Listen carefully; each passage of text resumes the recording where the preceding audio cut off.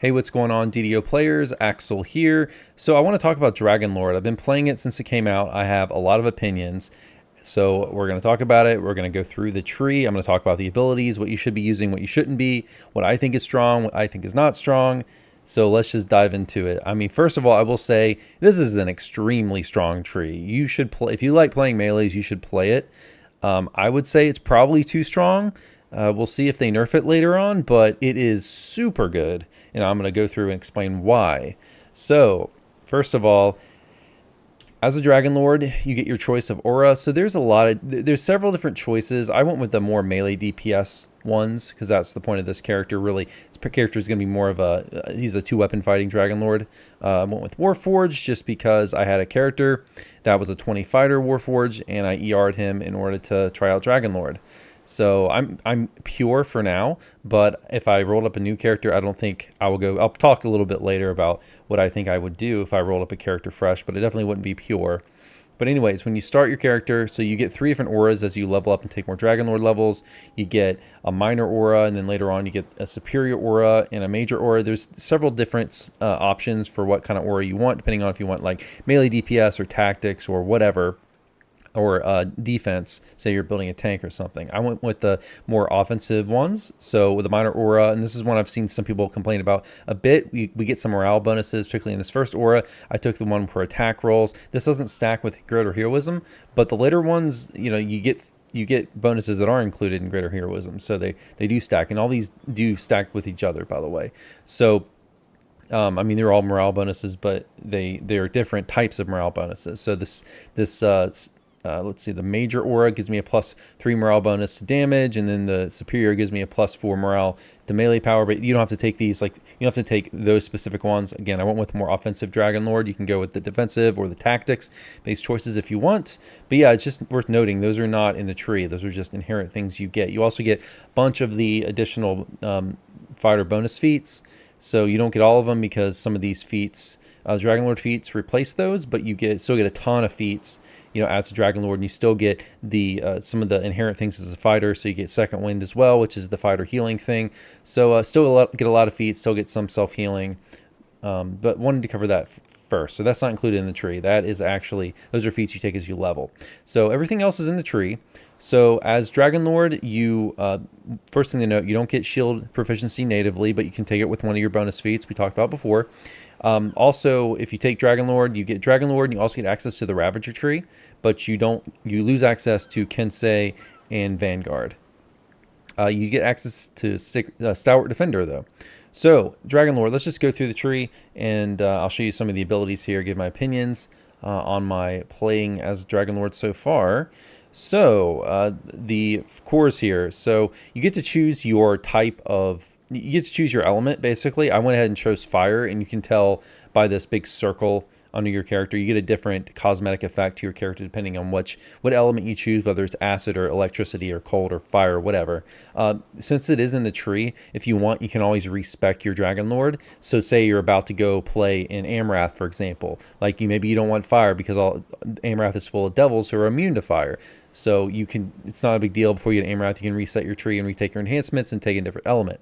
So that's worth noting. It's not the type of element you choose is tied to the tree, not to a feat or something. So you can switch that up depending on what content you are facing, and certainly you may want to do that to make sure you have the element that others are, that mobs you're facing are weak to. However, there's ways, and we'll get to it later, that it doesn't matter as much because you actually have ways to strip the immunity of your element from enemies when we get later up in the tree, and we'll cover that in a minute. But basically, you know, you pick your element. The only difference really is the type of damage you do. Tier 2, you get your imbue toggles. So yeah, awesome thing about this tree, you get an imbue, so you can benefit from all your imbue dice.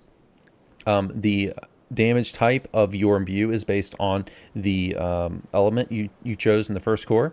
So since I'm fire, mine is fire, and also your, let's see, you get additional bonuses to your aura as you go up. So that would be the when we talked about the feats later. So all of your draconic auras are increased by +1. So if you go to we went to the feat tab here, and so we looked at, say, like this first one, the hunger here. So since I have the second core, this would be, instead of a +2 morale bonus, it would be +3. Again, still doesn't beat heroism, but some of these later ones, you know, like some of my other auras, that's kind of nice because you get a +4 morale bonus to damage instead of +3, etc., etc., etc.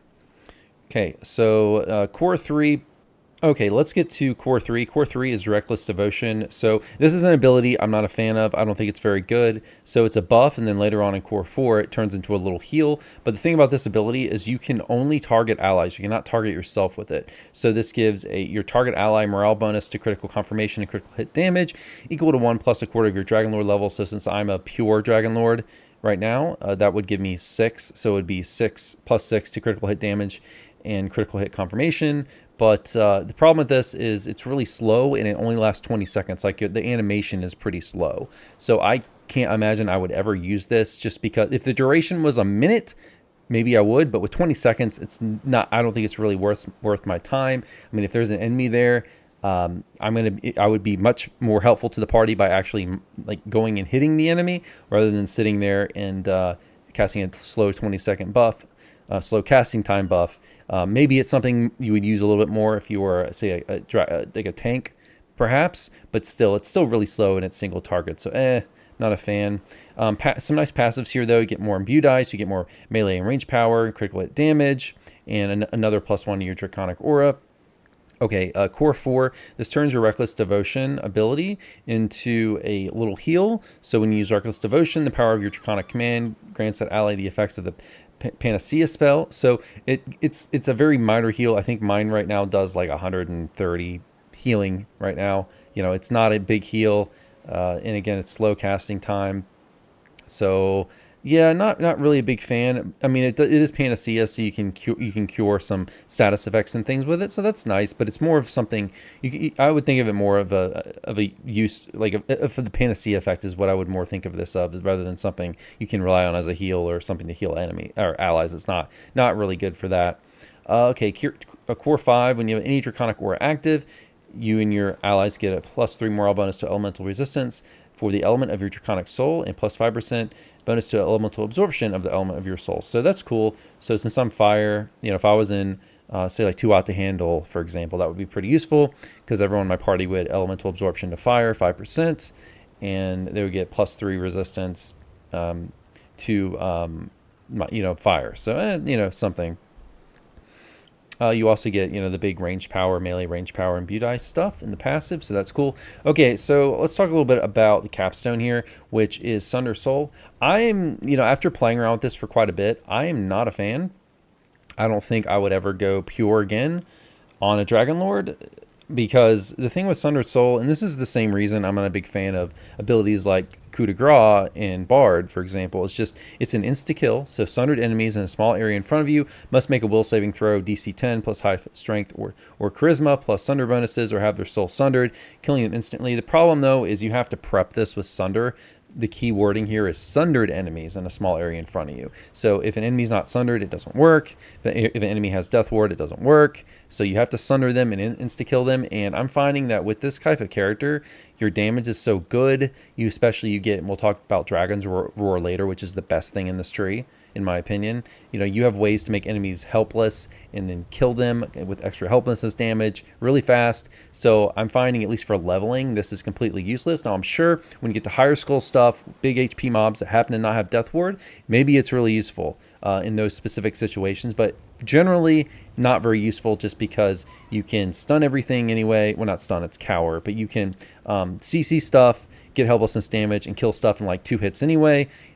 So I'm not finding it to be useful, because by the time you hit something twice, which you have to do with this because you have to sunder and then insta-kill, it's going to be dead anyway. It's also really small range. The range is really small, and it's a little wonky. I'm not sure. It's just me. Maybe it's a bug, but I'm having problems getting this to proc, despite me having a very high, plenty high enough DC for this to work in the content I'm running. I'm finding that it takes a few seconds for it to recognize the sunder, because I'm hitting it with I'm testing it, hitting enemies with sunder, hitting it with Sunder Soul, and it's just not working sometimes, despite the enemy not having Death Ward. So I'm not really sure what's going on, if that's a bug, but it seems to take a while for it to recognize that the enemy is sundered. But anyways, that's my opinion on Sunder Soul. I wouldn't recommend going pure Dragon Lord. I don't think it's worth it. I think there's some really super good splashes. Like, I think I'll just say, first of all, I think what I would probably do if I rolled a Dragon Lord again I would go 15 Paladin, 5 Dragon Lord, something like that. I don't think it's worth going for pure as of right now. Okay, let's talk a little bit more here. Let's go into the trees now. So let's just, I guess, go on the left side here. So this is defensive stuff. You get additional stuff to your Draconic Soul. So this is tied to the first core. So like your fire, here you get +3 resistance. So I get some fire, +3 resistance to fire, another +3 to fire, another +3 to fire, and then +5 fire absorption. Again, changes depending on what element you have. Another, tier 4 up here, same thing. And then the top here in tier 5, you get 15 MRR, 25% competence bonus to max HP. So that does not stack with, say, the Stalwart Defender or Sacred Defender competence bonus, but it's nice that you get that competence bonus to your max HP. And you have a 5% chance to ignore the damage of the element of your Draconic Soul. So pretty cool. So if someone's shooting fire spells at me, I have a 5% chance to just not take any damage from it. That's cool. Okay, let's go to the next column here. So this is tactical feat DCs. One of the crazy things about Dragon Lord is you get insane DCs. I'm barely geared right now. I think I have almost 100. I'm at level 26 right now.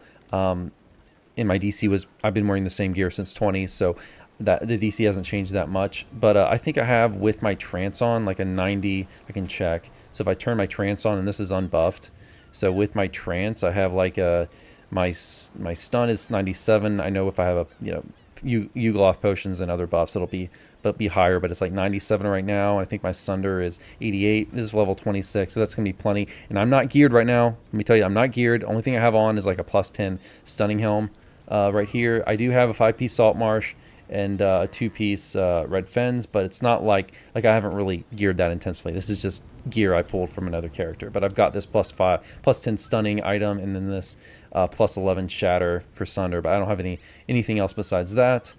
So that's what my DC is right now. Also, this is a character with no past lives, except for 1. So this character has 1 epic past life, double strike. That's all. That's the only past life this character has. Okay, actually, to turn him into a Dragon Lord, I reincarnated him for the very first time ever. And it's a 32-point build character and all that. So yeah, the DCs are crazy. I mean, I bet with a lot of past lives, with optimal in-game gearing, you're going to be able to easily get extremely viable DCs and whatever content you want to run. The extra DCs you get in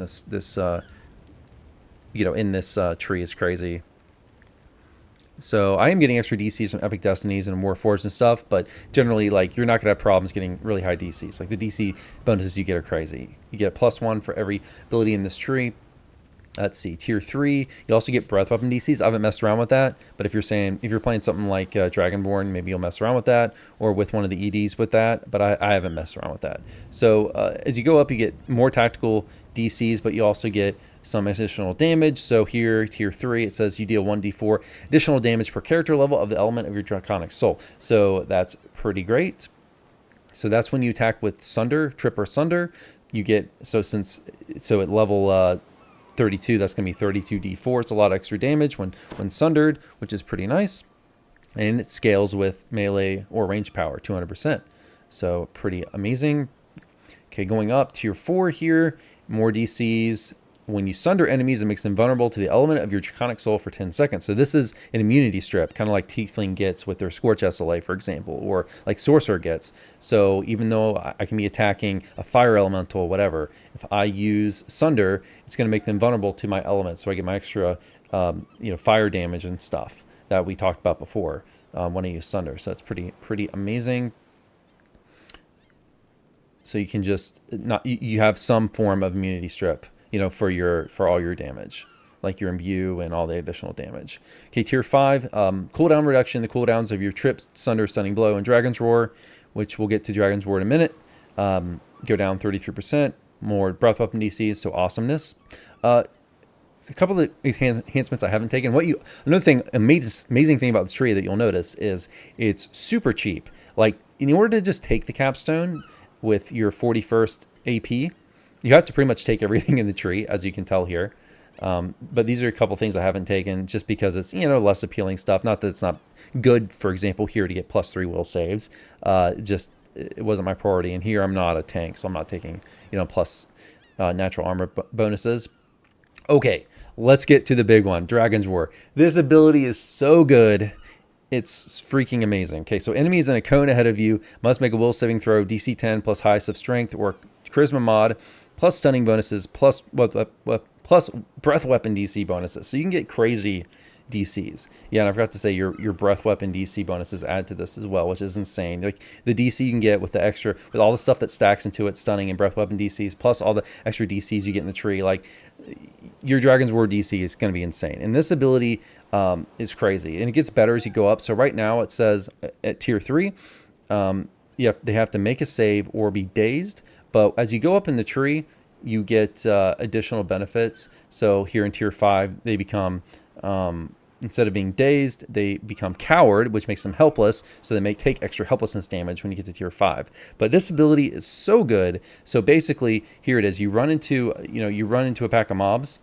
You hit Dragon's Roar. You see that animation? It's a big cone, and it's actually bigger than the animation you just saw there. So it's just super good. You run into a room.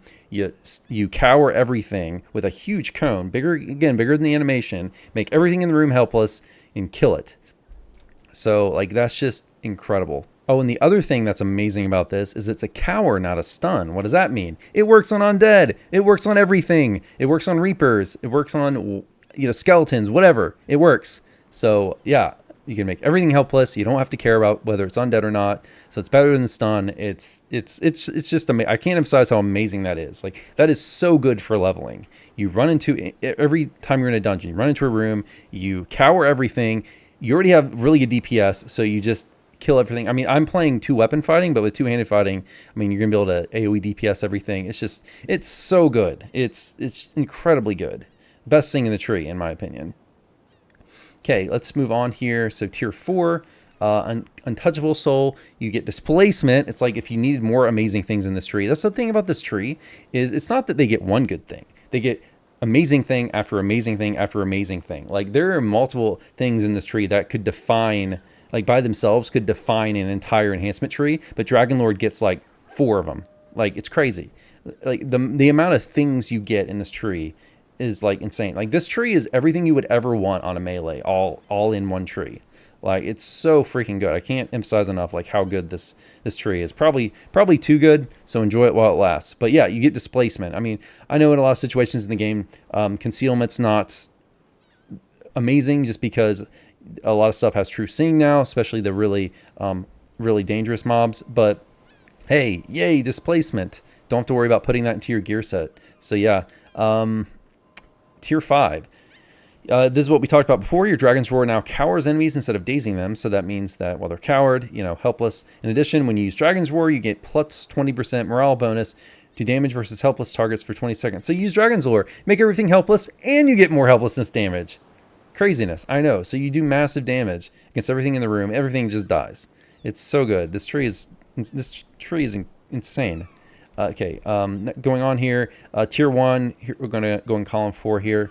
Let's see, field skills. Yeah, just extra attack. I mean, go to rank 3, extra plus attack. That's great. I mean, especially legendaries in game, having a strong to hit is really important. So yeah, more to attack. Great. Oh yeah, in this tree you get haste boost. No need to dip into Vistani if you don't want to. Yeah, haste boost, amazing. You can also take a tactics boost if you want, but yeah, haste boost, the best action boost in the game, you just get in the tree. Another insane thing, you get a trance in this tree, so you can choose between charisma or strength. It's the first strength-based trance ever in the game. It's ridiculous. To give them a strength trance is like mind-blowingly strong. Like you can create a character, only care about, if you want to, you can only care about 2 stats, strength and con, or if you want to go charisma-based, you can go charisma and con. I went strength-based.